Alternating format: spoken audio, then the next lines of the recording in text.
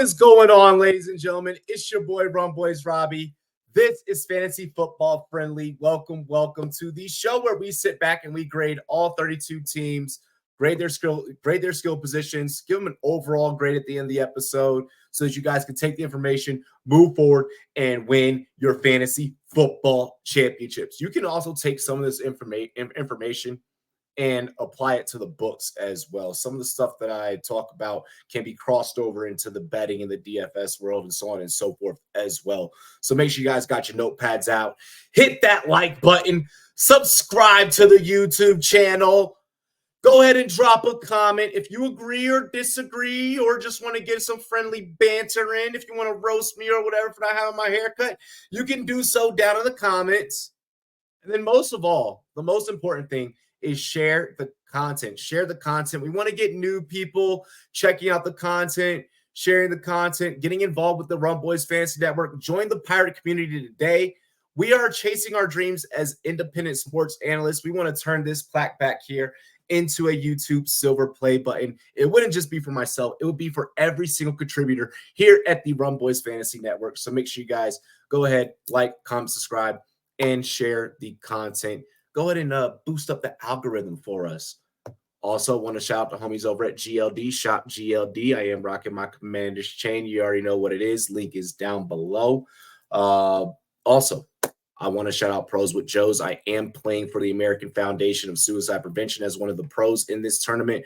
We have 2 donations so far, totaling to 130.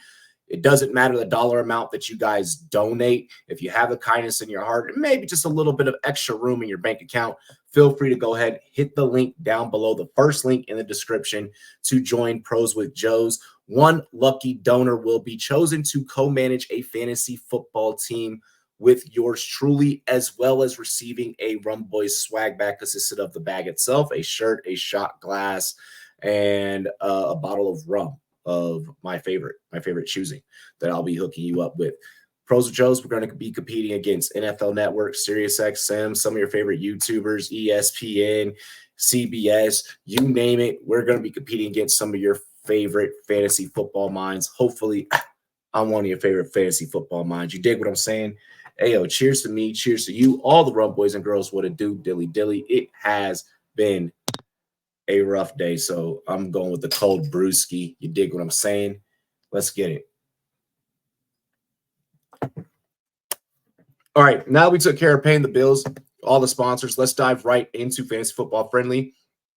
Of course, we do have to start off with the quarterback position, and we are starting off where we are going to be talking about the Los Angeles Rams, ladies and gentlemen. California knows how to party. That's right, the Los Angeles Rams, starting off with Matthew Stafford, who ended as QB 14 in fantasy last year. A lot of people are like, well, bro, like, what are you doing drafting Matthew Stafford? He's at 36 years old. The dude still has an arm and he has a cannon. He finished at QB 14. If I can have him as my QB 2 on my roster, which is what he's going to be providing, which is what the value that you're going to be getting out of him is, I'm pretty much getting ready to sing my way to a fantasy football championship so long as he is healthy. Okay. Last year, despite ranking 9th in yards per attempt, he also was 37th in highly accurate throw rate, 26th in adjusted completion rate, and 21st in fantasy points per drop back. All right. All per fantasy points data. I think that there could be a little bit more passing touchdown prowess this year with Stafford. I think that because of the receiving core, mainly Nakua and Kupp, it's possible that these two could, maybe we're getting 8 touchdowns out of one, 10 touchdowns out of the other, both going for 1,000 yards. I could very, very, very well see that. In weeks 1 through 8, the Rams operated with the 13th highest red zone rushing rate. After Stafford returned in weeks 11 through 17, the Rams were 11th in red zone passing rate. Clearly a jump. Clearly a jump. He may have a couple of, weeks here and there to where he may give you QB1-like numbers, QB1-esque numbers. if I have a Patrick Mahomes as my QB1, if I'm in a super flex or a 2 QB, if I have Mahomes as my QB1 and Stafford as my QB2, I'm not complaining. I'm not complaining. If I got Stroud and Stafford, I'm good. There's a lot of different ways you can win. You can even go with 2 QB2s. You could go Golf and Stafford if you want. Depending on how your ADP goes, depending on how your league goes, depending on how your draft goes. I like Stafford as a QB2. I'm all in on Stafford as a QB2 when I'm looking at my drafts are coming up, which are a lot of 2 QBs, a lot of super flex. I got like a couple of 1 QBs.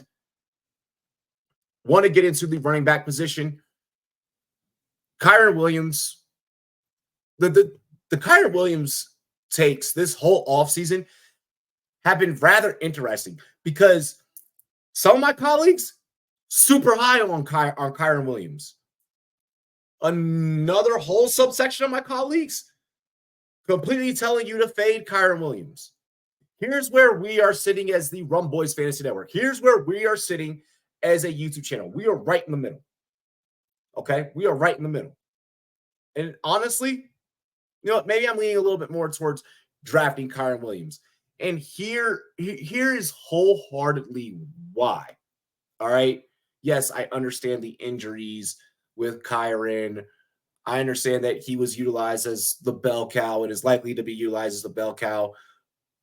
Then there's this whole argument, injuries aside, that, well, they went and they drafted and they invested a third-round draft capital in Blake Corum. But Blake Corum, his last 3 collegiate seasons, has been seeing statistical decreases. Yards after contact per attempt, breakaway percentage, elusiveness rating, all things that fell. All things that fell. Now, I want Corum to be successful, but I think that Kyren Williams is tough enough and talented enough to be able to hold them off and fend them off. I think that Kyren Williams is efficient enough with his carries to where maybe we don't have to worry as much about this being a 1-2 split. You know, I understand Kyren got banged up a little bit last year. Here's the strategic way that I would approach drafting Kyren Williams. Yes, I have no problems drafting Kyren Williams. My caveat to that is I want a very tough, talented running back room. I want a tough, talented running back room. So Kyren getting a 4th round evaluation, he can sit on my roster as my RB2, and I can go grab Bijan in the 1st round, grab my quarterback, grab a receiver, and then come back and grab Kyren. I have no problems with doing that. Or I can go quarterback, receiver, Kyren. You know, I personally, that's what Notorious Nerd did, which was that last formula that I just broke down. Me personally, let me get a stud running back. Let me get a Bijan, a Breece Hall, a Christian McCaffrey. Then let me get greedy with it. Let me go heavy RB. Let me grab a Kyren. We'll wait out a little bit. Maybe I grab a Brian Robinson later on. Maybe I grab a Zamir White later on. So on and so forth. I love Kyren Williams. Kyren Williams is going to give you RB1-like numbers. If you're in that format of that 2 QB to super flex I'm talking about, have no problems with Kyren ending up as a 2 for you. Even as a 1, he can be it. He can be that. He absolutely can be a 1. In weeks 2 through 17, he averaged 22.3 touches, 117.8 total yards, playing at least 72% of the snaps in 10 of 11 games played.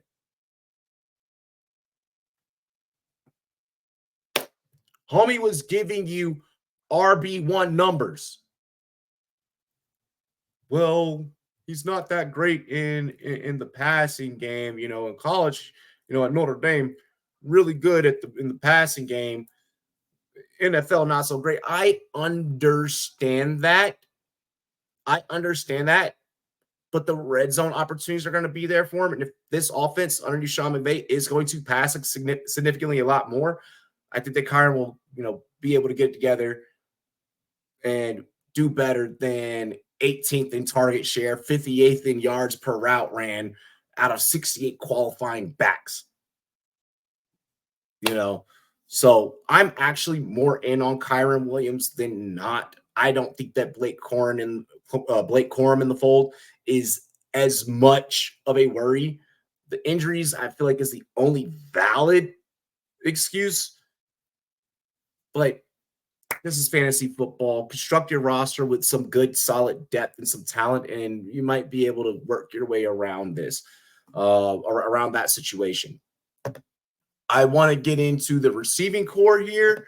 And of course, we are going to start with Puka Nacua. I don't know, like, I don't think that we were ready for what Puka Nacua really could have been. I know last year we were high on him, and I was telling people, hey, go grab this dude, late rounds, so on and so forth. If we knew then what we knew now, if we knew then that he was going to coming to this year, wide receiver 8, last year he ended, I want to say wide receiver 5. He ended wide receiver 5. ADP this year has him as wide receiver 8. This man is going above Devontae Adams in his second year. Like, that's just freaking impressive. Never thought I'd be seeing the day where we're no longer talking about Cooper Kupp as the mainstay in this offense, which is still a damn good, talented receiver. But now it being like, Puka Nacua. In 18 games, 29% of target share, 15.3 points per game, 4th among wide receivers. Like, come on. His final game was rookie season, 9 catches, 181 yards, 2 TDs, 10 targets. Like, come on. This dude is box office. I'm all in on Puka Nacua. I have Puka Nacua on a roster where I have Tyreek Hill and Tua, and someone sniped it to where I couldn't get Stafford, but I'm a trade to get Stafford on my team and as my QB too. It's super equitable to be able to stack the two with Nacua and Stafford. He's just fun. He's just a super fun fantasy football pick. I could go on and on for days about Nacua. I know there's this report about like a knee injury. I think that's just like preseason, like kind of coach, speak or whatever. Maybe he's going to be fine week 1 whenever they got to play the Detroit Lions. So, but Puka Nacua, fire him up all the way. Like, there's nothing I can say about Puka Nacua that you don't already know about Puka Nacua, which leads us into Cooper Kupp. Puka Nacua's emergence as an alpha last year made it to where a lot of people basically forgot about Cooper Kupp. And a lot of people are just basically like I'm noticing in a lot of drafts that I'm in, people are just like kind of like fading Kupp, as if this offense doesn't have the potential to host 2,000-yard receivers, like I mentioned earlier. I understand he posted career lows in yards per route run with 1.77. I know that he was wide receiver 27 in points per game in 2023, despite a 26% target share. There was injuries involved in that. And still getting 26% of the target market share is fucking huge. Huge. If you're healthy for a vast majority of my fantasy season, Cooper Kupp, I absolutely see no reason why I should not draft you. Like, straight up, I see no reason why I should not be drafting Cooper Kupp. I see no reason why you should not be drafting Cooper Kupp. You can grab him in the 5th round. I like it. I like it. And depending on how your league is going, he could be a faller for real. I've been seeing it happen to where he's even gone, into that 6th round. It just depends on how your league feels and how the guys in your league feel. But Cooper Kupp heading into this year, wide receiver 17, you're getting him around that same area as Mike Evans, Devontae Smith, Jalen Waddle, Malik Neighbors. Like, I'm obviously going to take Cup over Neighbors, given the whole quarterback situation there. But that's a lot of great talent to be around. That's a good grouping to be around. The tier that I feel like he definitely belongs in. Give me some Cooper Cup for damn sure. Come on, guys. We're talking. He's only a season removed from having the Triple Crown. Like, come on, dude. Come on. Let's get into the tight end position. I absolutely want nothing to do with the Los Angeles Rams tight ends. The tight end situation, they don't produce top end tight ends. Colby Parkinson coming in at tight end 40. It's like you got guys like Luke Musgrave and Chig going over them. Like, people are even going and getting Conklin, Jatavion Sanders out of Carolina over Parkinson. It's practically going to be undrafted. Do I think that Parkinson will play an effective role in this offense? Yes. Do I think that he'll have his weeks where he gets his? Yes. I could even predict right now that he's going to have some amazing week, and we're going to be like, oh my gosh, waiver wire tight end priority pickup now. And then he could probably fall off the earth right after that. With that being said and stated, I think that it's just best to fade the tight ends with this team, but they're giving you high octane at quarterback, running back, and 2 receivers. Colby Parkinson's effectiveness will be more so in the blocking schemes, but he has the ability to also be a pass catcher. We saw flashes of that when healthy back in the day with Seattle. But don't waste draft capital, guys. There's other tight ends, K-Dot and Cole Kmet, at the back end of your drafts that you can go and get. Benson Knott. There's guys those last couple of rounds of your draft that you'll have a little bit more fun and deal with less fantasy football stress. Okay. Now, with that being said and stated, we do have to get into giving this team a fantasy friendly grade. All right. Not too worried about bringing up the depth concerns with this team. That's a concern with basically any team. Obviously, there are some teams that have that more so with than others. With this team, guys tend to, not miss too much time. You may miss, 3-4 games, so on and so forth, 6 games, but I feel like everyone's coming back healthy. Everyone's coming back strong. Everyone's coming back, ready. This team could be a Super Bowl dark horse. If we're going to be honest, this team could be a dark horse to even win their division. If we're going to be honest, when we think about it from a fantasy football standpoint, the way that I'm able to stack Stafford with either one of the receivers or even the running back, all of them pretty much, first, pretty much everyone's pretty much second to 6th round picks in terms of the value. Obviously, Colby Parkinson aside, I gotta give it a fantasy football. I gotta give it a fantasy football friendly grade of A-. I gotta go A-. It's McVay, the boy genius. You got Sean Jimmy Neutron McVay as the freaking head coach. Sean Boy Genius as head coach. And then when you talk about the plethora of talent that's around, this team is in their win now window right now before having to get ready to build and then build around Puka and Kyron. Go out there and go get it, boys. Fantasy football grade A-. Maybe I'm just feeling damn good today and I'm just in a very generous mood. I feel that it's well deserved. Shout out to the Los Angeles Rams. I know that Rams House is going to be happy about this one. Make sure that you guys like, comment, subscribe, share the content. Do remember Pros with Joe's charity leagues. Shout out to our 2 donors that we do have already. We are at 130. I want to get more. Let's hit 300. We have a couple of days left. We have about 5 days till that raffle is ready to be pulled. And we select one of you to co-manage a fantasy football team with yours truly.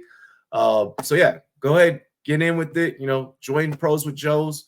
co-manage a team with me. Let's beat NFL Network. Let's beat SiriusXM. Let's beat ESPN. Let's show them that the Rumboyz Fantasy Network is top tier while also raising money for a good cause. This has been Fantasy Football Friendly. It's your boy, RumboyzRobbie. Cheers to me. Cheers to you. All the Rumboys and girls, what it do. Dilly dilly. I love and appreciate all of you. Like, comment, subscribe.